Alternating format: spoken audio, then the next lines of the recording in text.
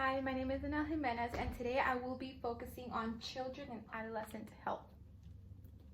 Some background information would be many influences involved in child health leading to adolescent health, such as family, education, environment.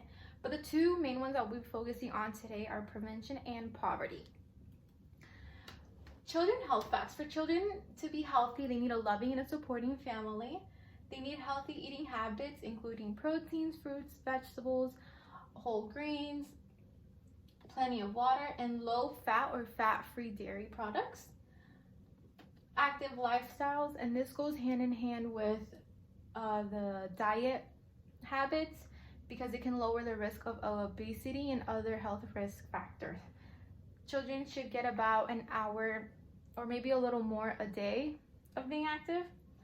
Continuous learning and reading, it's very crucial for their language and cognitive skills to develop appropriately.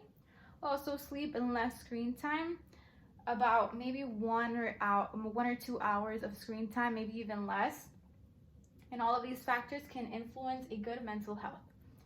Some adolescent health facts: 1.2 billion or 1 in 6 of the world's populations are adolescents. These ages range from 10 to 19 years old. Preventable and untreatable illnesses in young children can hinder the ability to grow and develop appropriately, and this can lead to many complications in adolescent ages. Unintentional injuries are the leading cause of death in adolescents, according to the World Health Organization. Having poor mental health in childhood can be followed into adolescence, causing depression. So it's very important for communities and school to support with psychosocial issues to prevent health issues from developing. Prevention, a major prevention is immunizations, and this is a process on which individuals' immune systems are defensive against diseases, and this mainly happens through vaccines. Most children receive life-saving vaccines, but an estimated 19.7 million under the age of 1 do not receive vaccines, increasing the risk of deaths. Vaccines prevent 2 to 3 million deaths, according to the World Health Organization. And not getting vaccines is a risk for preventable diseases such as measles, chickenpox, polio, the flu, diphtheria, and others. Another major prevention is avoiding accidents. This is the leading cause in children of death. Monitoring locomotor movements such as walking, galloping, running, skipping, things of that sort to prevent dangerous falls. Also, manipulative skills. This has to do with the hands, so catching, throwing, and things of that sort. Burns, leaving fires unattended, stoves should always be monitored. Suffocation and swallowing small objects. Children tend to put things in their mouth out of curiosity, and not monitoring that can definitely lead to the airways being clogged and possible death. Children lack cognitive skills. They also lack impulse control, so they just go for whatever they think. They don't have the think before you act mindset yet. They cannot discriminate between safe and unsafe, and they can also don't have reading ability. So if a sign says don't touch or has a warning label on it, they're not going to be able to understand that. So having that adult supervision is very crucial. Moving on to poverty. Poverty is a leading cause for malnutrition, poor hygiene, deplorable conditions, and preventable diseases going untreated. In the United States, 7% of children have no form of health care. This means that according to childrentrend.org, out of the 73 million children in the US, a little over 5 million children don't have health care. This can lead to injuries, diseases being untreated. 2 million children die from preventable diseases because families cannot afford treatment, and approximately 11 million children are malnourished. And this means that they'll take a longer time to recover from illnesses, they'll be weaker, they'll have low energy, they'll be cold most of the time. This can lead to higher risk of hypothermia, also less muscle mass, and they can't gain weight, they won't have that growth.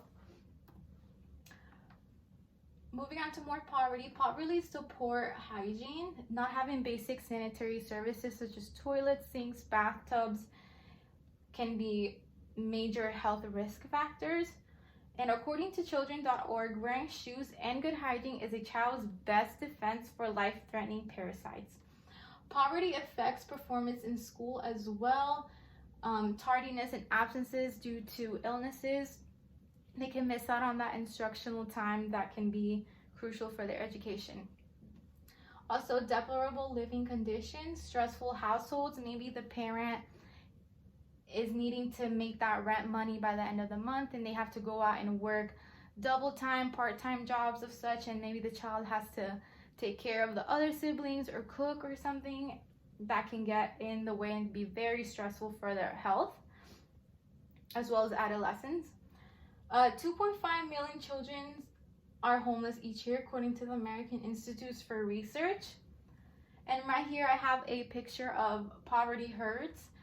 The first one says, by age 4, poor children have heard 30 million fewer words than well-off children. Poor children are more likely to be hungry and less likely to have affordable quality health coverage.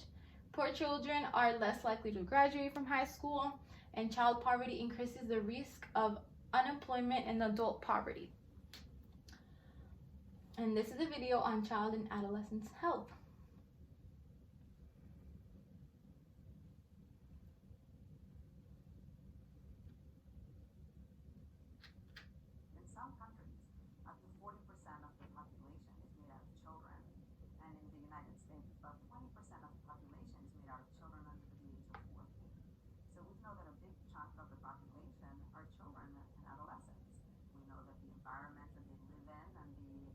Environmental pollutants and other exposures that may be impacted are affecting their health.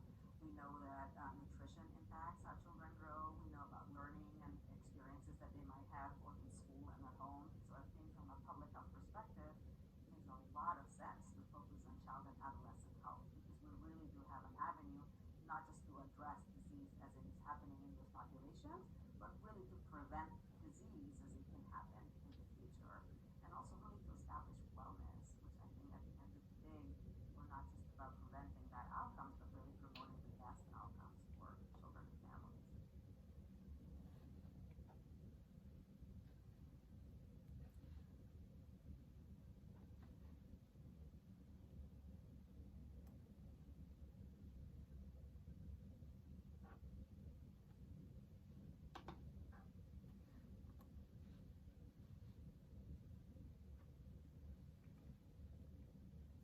So as she said, it's very important to focus on the wellness of children and adolescents, just as it is on focusing on preventing illnesses and diseases of that sort. So, and all in all, the two major influences are prevention and poverty in the lives of children and adolescents. Poverty is not only about low income and limited resources. It includes hunger, malnutrition, social discrimination, limited access to education, and mental health is most definitely affected. Vaccines can save and prevent many diseases. And these are my resources. And overall health as well. Take care of yourself.